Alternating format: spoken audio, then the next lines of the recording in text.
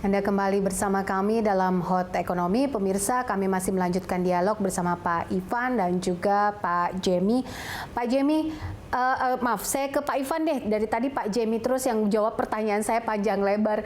Ini kalau Pak Ivan melihatnya seperti apa? Kalau kita ngobrol soal kepercayaan pelaku pasar, kan pasti Pak Ivan paling tahu nih kondisi lapangan dari para nasabah misalnya yang datang, soal kepercayaan mereka dan juga kepercayaan investor saat ini.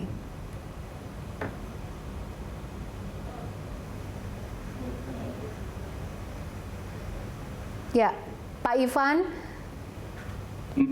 Ya, mohon maaf. Apabila kita melihat data Consumer Confidence Index di bulan Agustus sudah membaik ke level 86,9 walaupun masih di zona pesimis di bawah 100. Itu yang pertama. Kemudian apabila kita lihat data spending kartu kredit dari Bank Indonesia di bulan April total 16 triliun, kemudian di bulan Mei 15 triliun, tapi di bulan Juni sudah naik ke 17 triliun. Dan secara 6 bulan itu totalnya 127 triliun, itu merepresentasikan hampir 40% dari spending di tahun 2019. Jadi sedikit-sedikit mulai kita lihat ada perbaikan. Penjualan motor juga sudah mulai rebound sejak Juni. Penjualan mobil juga rebound sejak Juni kayak gitu ya. Kemudian ini faktor consumer confidence index yang mungkin juga perlu diperhatikan. Kemudian apabila saya boleh tambahkan sedikit lagi, apabila kita melihat segmen masyarakat yang berpenghasilan di atas atau pengeluarannya itu di atas 5 juta rupiah per bulan, itu terlihat justru yang di bulan Juli ini itu terlihat paling baik dibandingkan yang segmen-segmen yang lain, yang antara rentang 1-2 juta sebulan, 2-3 juta sebulan, 3-4 juta sebulan. Jadi terlihat bahwa yang menengah ke atas yang spendingnya itu besar itu justru sekarang mulai menunjukkan kepercayaan diri seperti itu. Jadi itu yang kami amati. Kemudian apabila kita melihat beberapa katalis yang kami harapkan untuk bisa terjadi, itu kami memperkirakan pentingnya bahwa adanya pengesahan Omnibus Law yang diperkirakan di awal Oktober sebelum masa reses DPR 9 Oktober itu juga akan membawa angin yang positif. Kemudian apabila kita melihat lagi kembali dari tadi apabila kita lihat sentimen dari pasar dari global, kita lihat bahwa pemilihan presiden Amerika di bulan November itu juga bisa menentukan kepada emerging market terutama Indonesia. Karena apabila yang terpilih itu misalnya adalah challenger dari Donald Trump, yaitu Joe Biden. Joe Biden ini dipersepsikan sebagai mereka akan Joe Biden ini dipersepsikan dia tentunya akan mempunyai hubungan yang lebih baik kepada Tiongkok, sehingga nanti dampaknya kepada emerging market seperti Indonesia itu akan lebih baik. Namun bagi pelaku pasar di Amerika, terpilihnya Joe Biden tentunya kabar buruk buat mereka, karena Joe Biden sudah menentukan bahwa dia akan menaikkan pajak korporasi menjadi 28%, sedangkan Donald Trump ini dianggap sebagai pro pasar di sana gitu ya, dengan memotong pajak korporasi sampai dengan level 21%. Jadi ada beberapa hal yang menarik yang tentunya hal ini amat baik untuk dicermati untuk menentukan pilihan investasi apa nih yang nanti bisa akan kita pilih. Jadi ada beberapa instrumen investasi yang sangat menarik untuk bisa dikoleksi apabila kita melihat kuartal keempat agak volatile. Pilihan untuk obligasi retail seperti ORI atau sukuk retail yang dikeluarkan pemerintah dengan durasi yang cukup pendek itu bisa dimanfaatkan. Dan sekarang penjualannya hanya bisa melalui online. Makanya tadi kalau kita lihat jumlah investor domestik naik menjadi 3 juta, kita ketahui bahwa sekitar hampir 50%-nya itu berumurnya itu kurang dari 30 tahun. Jadi itu merupakan penanda bahwa generasi muda kita, generasi milenial itu mempunyai minat untuk berinvestasi. So obligasi retail Indonesia menjadi pilihan. Kemudian yang nomor 2 seperti yang tadi diinformasikan Pak Jemi, saham terutama tapi saham yang berkapitalisasi besar.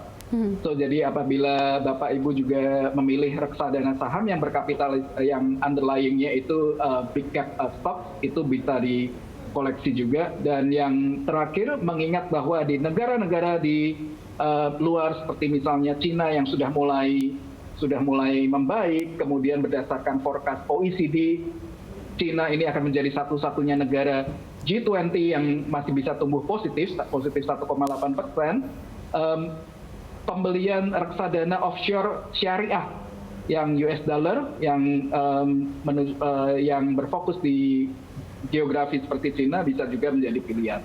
So, jadi ada 3 saran kami kalau untuk instrumen investasi, obligasi yang durasinya pendek, kemudian untuk menahan volatilitas, kemudian apabila reksadana saham yang Indonesia rupiah yang underlying-nya adalah big cap atau stock gitu ya, kapitalisasinya besar.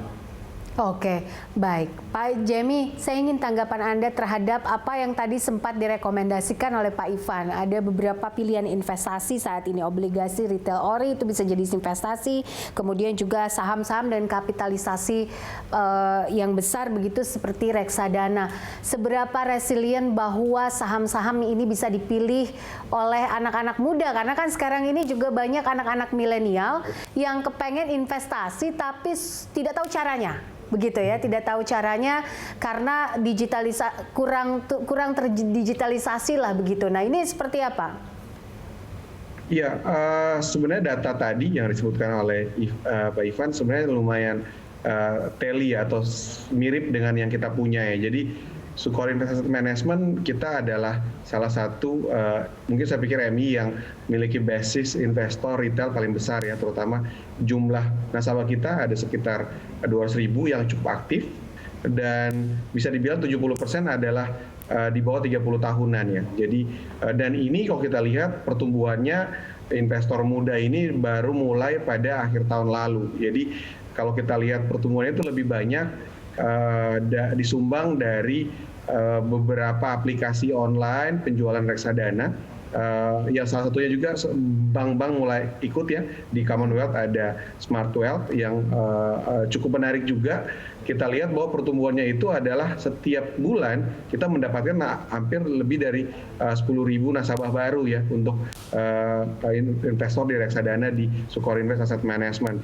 Jadi saya pikir dengan adanya pandemi ini mungkin juga satu opportunity untuk orang bisa lebih banyak punya waktu luang untuk bisa investasi, punya waktu mungkin banyak yang browsing dan lain-lain ya, di media sosial media juga kita lumayan aktif memang di sosial media seperti Instagram dan lain-lain, sehingga banyak sekali investor baru yang mau masuk. Dan yang paling menarik adalah banyak sekali yang mengalami keuntungan, Poppy, karena banyak yang masuk di bulan Maret ya. Kalau kita lihat, bayangkan IHSG sendiri kan dari 4.000 waktu itu sekarang udah level 5.000, berarti kalau beli waktu itu dengan pilihan yang tepat ya, reksadana yang tepat atau mungkin saham yang tepat bisa untung 25% cuma beberapa bulan. Jadi sebenarnya saya pikir pertumbuhan investor juga terus tergiat ya saat ini, dan yang paling menarik kita makin hari makin menjadi tuan rumah di negara sendiri.